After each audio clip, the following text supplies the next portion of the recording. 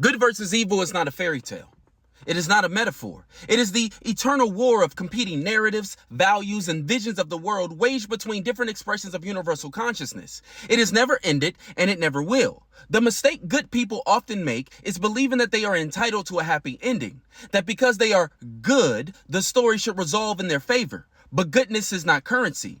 It is not payment for comfort, security, or victory. It is a declaration of alignment and a refusal to bend toward fear. But refusing to bend isn't enough. You must be willing to break the things that try to bend you. Evil thrives because some people only respond to consequences, not the threat of them. This is the reality few are willing to accept. Our justice systems, crafted by narcissists and predators, pretend that the threat of punishment is enough. But for those who lie without shame, who manipulate without guilt, who dominate without empathy, threats are just wind.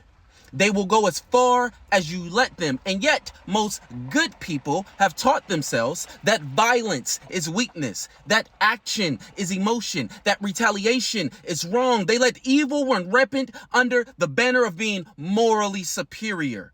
But moral superiority without action is just cowardice in disguise. If you will not protect the vulnerable, if you will not fight for truth you claim to believe, then your beliefs are decorations, not doctrines.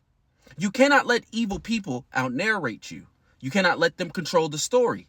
If they will lie, you must tell the truth louder. If they will manipulate, you must speak with clarity and courage. If they will fight, you must be willing to win.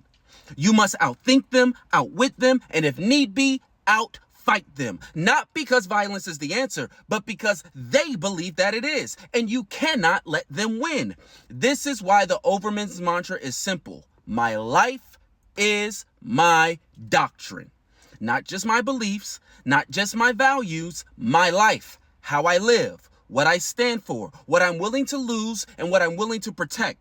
The war between good and evil will not end because your evil is someone else's good and your good is someone else's enemy. Universal consciousness is infinite. It will manifest itself in forms you cannot imagine. The question is never, when will the war be over? The question is, which side will win in your lifetime? You are not owed a peaceful life. You are not owed justice, but you can create it. You can live it. You can outlast the lies and the liars. And if you cannot live in a world where truth reigns, then build one where it does. But understand this, the fight is forever, and you were born into it. Now choose your side. Faith. Faith is not the opposite of reason. Faith is not the absence of logic. Faith is not stupidity wrapped in scripture or superstition. Faith is a technology. It is an operating system. It is a tool so primal and so powerful that no human civilization has ever existed without it. But like every technology, faith can be corrupted. It can be turned into a weapon. It can be used to build cathedrals or concentration camps. The problem isn't that people have faith. The problem is they stop learning how to use it. You were born with it. Every child has faith. They believe that the world is magical. They believe they can become anything. That faith, that is native to the human experience. But what happens? Society weaponizes fear.